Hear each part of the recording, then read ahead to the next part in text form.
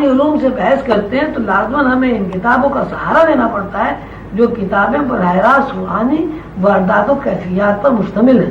الفاظ دیگر ہمیں روحانیت کو سمجھنے کے لیے الہامی کتابوں پر غور کرنا اور الہامی کتابوں پر یقین رکھنا لازم ہے. اس لیے کہ صرف الہامی کتابیں ہی صحیح معنوں میں نوع انسانی کے اوپر روحانی علوم کو منکشف کرتی ہیں. بہت ساری الہامی کتابیں نازل ہونے کے بعد روحانی علوم کی تکمیل قرآن پاک کے اوپر ہوئی، اور اسی کتاب کا یہ کہنا کہ ہم نے روحانی علوم میں تکمیل کر دی ہے، اور اسی کتاب کا یہ کہنا ہے کہ ہم نے روحانی علوم کی تکمیل کر دی ہے. قرآن پاک نوع انسانی کے لیے ایک طرف روحانی ورثہ ہے اور دوسری طرف قرآن ایک ایسی الہامی کتاب ہے جو روحانی علوم کی دستاویز ہے. ایسی دستاویز جس میں چھوٹی سے چھوٹی اور بڑی سے بڑی ہر بات کو وضاحت کے ساتھ بیان کر دیا گیا ہے. قرآن پاک کی پہلی آیت میں اللہ تعالیٰ نے اسی قانون کو بیان کیا ہے. یہ کتاب نہیں ہے شک اس میں، یہ کتاب ان لوگوں کو ہدایت دیتی ہے جو متقی ہے، اور متقی وہ لوگ ہیں جو غیب پر یقین رکھتے ہیں. قرآن پاک کے الفاظ کی تشریح میں یہ بات یقینی بن گئی ہے کہ اگر کسی بندے کے اندر شک اور وسوسہ ہے تو یہ کتاب اس بندے کی رہنمائی نہیں کرتی. یہ کتاب صرف ان لوگوں کو ہدایت بخشتی ہے جو اپنی زندگی میں راست باز، راست گو اور منافق نہیں ہے. ایسے لوگوں کو قرآن پاک کی اصطلاح میں متقی کہا گیا ہے.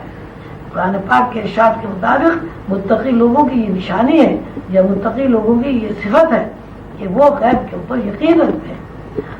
غیب سے مراد وہ تمام چیزیں، وہ تمام عوامل، وہ تمام حالات اور وہ تمام دنیایں ہیں جو ظاہر آنکھوں سے نظر نہیں آتی. قانون یہ بنا کہ غیب کی دنیا سے متعارف ہونے کے لیے غیب کی دنیا پر یقین رکھنا ضروری ہے.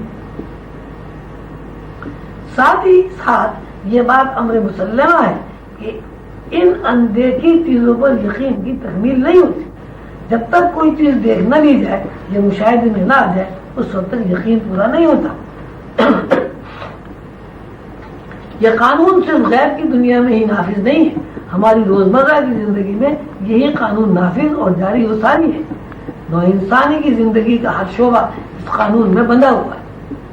ان آیات کی جب ہم روحانی طرز میں تشریح کرتے ہیں تو اس طرح کہا جائے گا کہ قرآن ایک ایسی کتاب ہے جس میں کسی قسم کے شک اور وسوسے کی گنجائش نہیں ہے، اور یہ کتاب ایسے لوگوں کو ہدایت بخشتی ہے جو غیب کی دنیا میں اور اللہ کے معاملات کے اوپر شک نہیں کرتے، اور وہ غیب کے اوپر یقین اس لیے رکھتے ہیں کہ غیب ان کے مشاہدے میں ہوتا ہے. اس بات کو دو لفظوں میں اس طرح بیان کیا جا سکتا ہے کہ قرآن ان لوگوں کو ہدایت بخشتا ہے جو لوگ غیب کی دنیا سے متعارف ہیں، یعنی غیب ان کے مشاہدے میں. کسی قانون کی حدود میں رہتے ہوئے ہم جب زندگی کا تجزیہ کرتے ہیں یا اپنے افعال اور کردار کا محاسبہ کرتے ہیں تو ہم یہ جان لیتے ہیں کہ جب تک ہم کسی چیز کی طرف یقین کے ساتھ متوجہ نہیں ہوتے ہم اسے نہ دیکھ سکتے ہیں نہ سمجھ سکتے ہیں.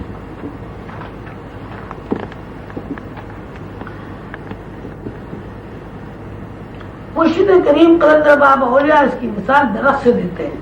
مثلا ایک آدمی کسی درخت کے نیچے کھڑا ہوا ہے، آنکھیں بند ہیں یا آنکھیں کھلی ہیں لیکن درخت کی طرف متوجہ نہیں ہوتا. ایسی صورت میں باوجود کہ درخت موجود ہے اس کی آنکھوں کے سامنے نہ تو درخت کی ساخت آتی ہے اور نہ ہی اس کی نظروں کے سامنے پھول، پتیاں اور رنگ آتے ہیں. اس کے برعکس اگر وہ درخت کے یقین کے ساتھ ساتھ درخت کا مشاہدہ بھی کرتا ہے تو درخت کی ساخت، درخت کے اندر پھول، درخت کے اندر پتیاں، درخت کے اندر رنگ، سب کچھ اس کی نظروں کے سامنے آ جاتا ہے. بہت زیادہ غورطلب ہے یہ بات کہ درخت دیکھنے سے پہلے ہمیں اس بات کا یقین کر لینا پڑتا ہے کہ ہماری آنکھوں کے سامنے درخت ہے. ہم یہ بات جانتے ہیں کہ درخت موجود ہے، ہماری ادراک میں بھی یہ چیز موجود ہے کہ دنیا میں ہزار درخت موجود ہے، لیکن اگر ہم قانون کی شرط پوری نہیں کرتے یعنی درخت کو ایک حقیقت تسلیم کرنے کے بعد درخت کو نہ دیکھیں تو ہم درخت کو درخت کے روپ، درخت کے پتوں، درختوں کے رنگ اور درخت کی پھول میں نہیں دیکھ سکتے. مطلب یہ ہے کہ پہلے درخت کی موجودگی کا تصور ذہن میں موجود ہونا ضروری ہے، اور درخت سے متعارف ہونے کے لیے ادراک سے ایک قدم باہر آ کر درخت کا مشاہدہ کرنا، یہی صورتحال غیب کی دنیا کی ہے، اور یہی ابتدائی آیتوں میں قرآن کی تعلیم ہے، اور یہی غیب کی دنیا سے متعارف ہونے کے لیے لوح محفوظ کا قانون ہے۔ دوسری مثال مرشد کریم قلندر بابا یہ دیتے ہیں کہ ہم ایک شہر سے دوسرے شہر کی طرف سفر کرتے ہیں۔ سفر ہم اس لیے کرتے ہیں کہ ہمیں شہر کی موجودگی کا یقین ہے۔ جب ہم سفر کر کے یعنی یقین کے سہارے پر آگے بڑھتے ہیں تو ہم شہر کو دیکھ لیتے ہیں۔ شہر کا یقین یعنی ایک شہر سے دوسرے شہر جانے کا یقین اس بنیاد پر قائم ہے کہ ہم نے شہر کو دیکھا ہوا ہے۔ ہم یہ جانتے ہیں کہ شہر کی تعریف یہ ہے کہ سڑکیں ہوتی ہیں، مکانات ہوتے ہیں، ان مکانات میں انسان بستے ہیں، شہر میں درخت ہوتے ہیں وغیرہ وغیرہ۔ ایک شہر میں رہتے ہوئے جب ہم دوسرے شہر کے لیے سفر کرتے ہیں تو ہمارے ذہن میں دوسرے شہر کا یقین اس لیے مستحکم ہوتا ہے کہ ہم نے شہر دیکھا ہوا ہے۔ یہی حال غیب کی دنیا کا بھی ہے۔ اس طرح اس دنیا میں ہزار ہا شہر ہیں، اسی طرح خلا کے اس پار غیب کی دنیایں ہیں، لاشمار اربوں کھربوں سینکڑوں دنیایں ہیں۔ محفوظ کے قانون کے مطابق اگر ہمارے اندر غیب کی کسی دنیا کا مشاہدہ موجود نہ ہو تو ہم کسی بھی غیب کی دنیا میں داخل نہیں ہو سکتے۔ جب ہم غیب کی دنیا میں داخل نہیں ہو سکتے تو اس ہستی تک نہیں پہنچ سکتے جو غیب الغیب اور غیب سے ماورا ہستی ہے۔ اللہ تک پہنچنے کے لیے، اللہ کا عرفان حاصل کرنے کے لیے غیب کی دنیا کا مشاہدہ ضروری ہے۔ یہی وہ قانون ہے جو ہماری مادی اور روحانی دنیا میں یکساں نافذ العمل ہے۔ مرشد کریم تیسری مثال بہت ہی واضح اور آسان الفاظ میں بیان فرماتے ہیں، وہ بچے کی تربیت سے متعلق ہے۔ ہر بچہ ماں باپ کی بتائی ہوئی بات کو حقیقت تسلیم کر کے اس سے استفادہ کرتا ہے۔ نوع انسانی میں جتنے بھی بچے ہیں ان کی ترتیب کا دار و مدار اسی بات پر ہے کہ بچے ماں باپ کے کہنے پر، ماں باپ کی بتلائی ہوئی باتوں پر یقین رکھتے ہیں۔ یہ قانون تمام علوم پر نافذ ہوتا ہے، وہ علوم اقتصادی ہوں، وہ علوم حضوری ہوں۔ مکتب میں جب ہم اپنے بچوں کو استاد کے سپرد کرتے ہیں تو استاد اس قانون پر اس طرح عمل درآمد کراتا ہے، پہلے وہ قاعدے میں الف دکھاتا ہے اور پھر بچے یا شاگرد سے یہ کہتا ہے کہ یہ الف ہے۔ استاد نے پہلی بات جو بچے کو بتائی وہ مشاہدہ ہے۔ اس نے بچے کے مشاہدے، بچے کی نظروں کے سامنے اس بات کا اظہار کیا کہ ایک لمبی لکیر الف ہوتی ہے، اور مشاہدہ کرانے کے بعد اس نے جب الف کہا تو بچے نے بلا چون و چرا اس بات کو تسلیم کر لیا کہ یہ الف ہے۔ اگر الف بے پے جیم بچے کے مشاہدے میں داخل نہ ہو تو نوع انسانی کا کوئی بچہ علم حاصل نہیں کر سکتا۔ یہی قانون روحانی دنیا میں بھی نافذ ہے۔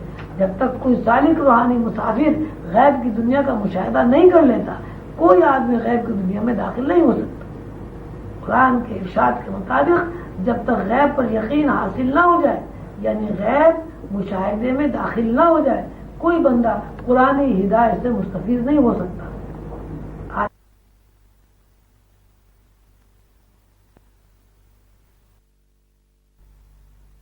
غیب کی دنیا کا مشاہدہ نہیں کر لیتا کوئی آدمی غیب کی دنیا میں داخل نہیں ہو سکتا۔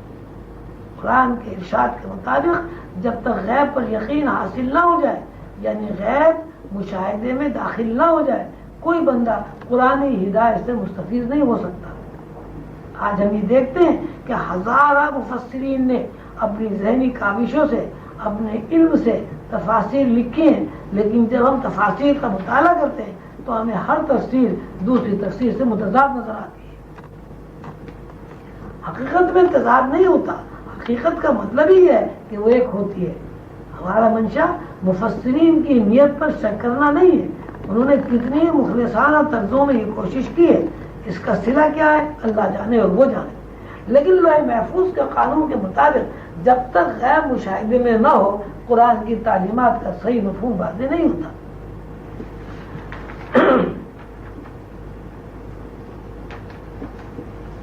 قرآن پاک صرف وہ لوگ سمجھتے ہیں جن کو یا تو حضور علیہ السلام نے قرآن پڑھایا ہو یا قرآن کی تفسیر و تفسیر خود اللہ نے بیان کی ہو۔